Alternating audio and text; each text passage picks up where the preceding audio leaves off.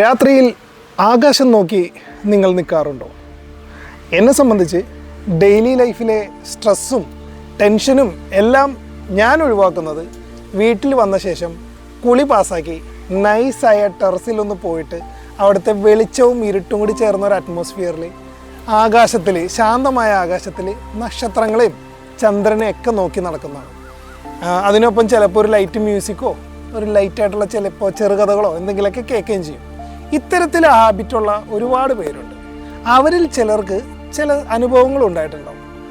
അത്തരം ഒരു അനുഭവത്തിൽ ഉണ്ടാവുന്ന ഒരു കാര്യത്തിനെ കുറിച്ചാണ് ഇന്നിവിടെ സംസാരിക്കാൻ പറ്റുന്നത്. ഇത്തരത്തിൽ ആകാശത്തെ നോക്കി നിൽക്കുന്ന സമയത്ത് ഒരുപാട് നക്ഷത്രങ്ങളുള്ള ഒരു ആകാശം, അതിൽ ഒരു നക്ഷത്രം മാത്രം മറ്റു നക്ഷത്രങ്ങളെ അപേക്ഷിച്ച് കൂടുതൽ തിളങ്ങുന്നതായും വലുതായും അല്ലെങ്കിൽ വേഗതയിൽ പാഞ്ഞു പോകുന്നതായും എപ്പോഴെങ്കിലും നിങ്ങൾക്ക് തോന്നിയിട്ടുണ്ടോ?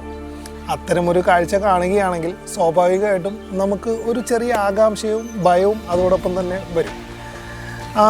ഇത് ശരിക്കും പറഞ്ഞാൽ പണ്ട് കാലത്തുള്ളവർ കൊള്ളിയാൻ വരുന്നതാണ് എന്നൊക്കെ പറയുന്നൊരു കാര്യത്തെക്കുറിച്ചാണ് ഞാൻ പറഞ്ഞു വരുന്നത്.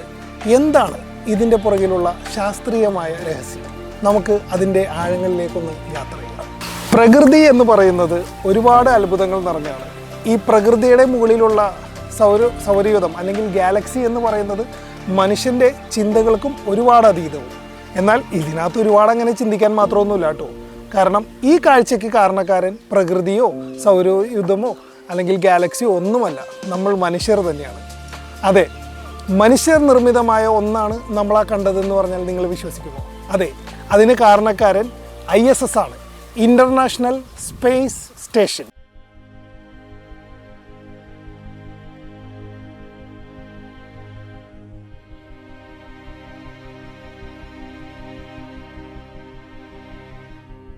As the most forward deployed citizens of the planet at this moment, we, the first expedition crew aboard Space Station Alpha, we are well started on our journey of exploration and discovery, building a foothold for men and women who will voyage in with us far away from our home planet.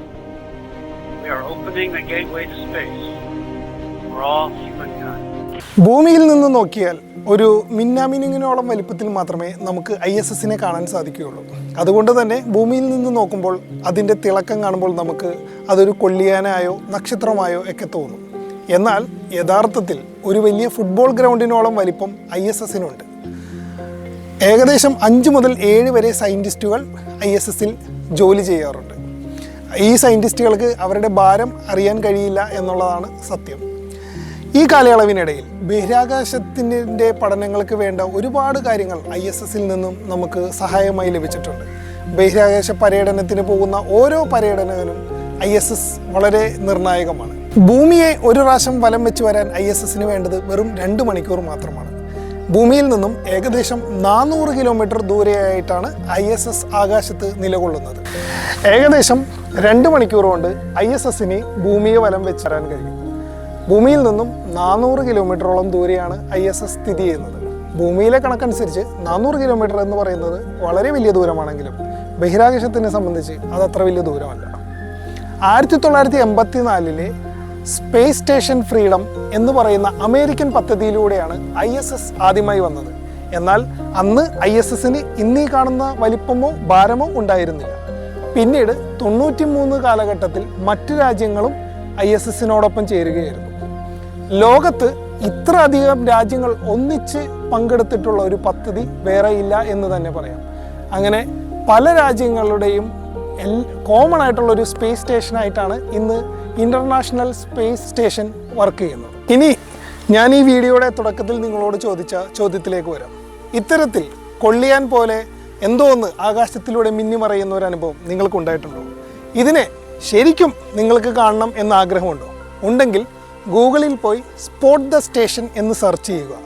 അതിൽ നിങ്ങൾക്ക് locations search ചെയ്ത് നോക്കിയാൽ ഈ space station കടന്നു പോകുന്ന ലൊക്കേഷനുകൾ കാണാൻ കഴിയും. കേരളത്തിൽ ട്രിവാൻഡ്രമാണ് ഏറ്റവും അനുയോജ്യമായിട്ടുള്ള സ്പേസ്. അപ്പോൾ ട്രിവാൻഡ്രത്തൊക്കെ നിങ്ങൾ പോവുകയാണെങ്കിൽ ഈ സ്പേസ് സ്റ്റേഷൻ കാണാനുള്ള ഒരു അവസരം നിങ്ങൾ ഒരിക്കലും മിസ് ചെയ്യരുത്. ഞാൻ നേരത്തെ പറഞ്ഞ പോലെ സ്പോട്ട് ദ സ്റ്റേഷനിൽ പോയി ലൊക്കേഷൻ നോക്കിയാൽ ഈ സ്പേസ് സ്റ്റേഷൻ കറൻ്റ്ലി ഇതിലൂടെയാണ് പാസ് ചെയ്യുന്നതെന്ന് അറിയാൻ കഴിയും. ഇതൊരു വലിയ ദൃശ്യ അനുഭവം തന്നെയാണ്. കാരണം നമ്മുടെ ജീവിതത്തിൽ മറക്കാൻ കഴിയാതിരിക്കുന്ന അല്ലെങ്കിൽ എന്നും ഓർമ്മകളിൽ നിലനിർത്താൻ കഴിയുന്ന വലിയൊരു അനുഭവമായിരിക്കും ഈ ISSനെ നേരിട്ടുള്ള കാണൽ. നിങ്ങൾക്കിത് നഗ്ന നേത്രങ്ങൾ കൊണ്ട് കാണാവുന്നതാണ്. പക്ഷേ ഞാൻ നേരത്തെ പറഞ്ഞ പോലെ സ്പോട്ട് ദ സ്റ്റേഷനിൽ പോയി കറൻ്റ്ലി അത് പോകുന്ന ഒരു ലൊക്കേഷനെ കുറിച്ച് നിങ്ങൾക്കൊരു അവയർനെസ് ഉണ്ടായിരിക്കണമെന്ന് മാത്രം.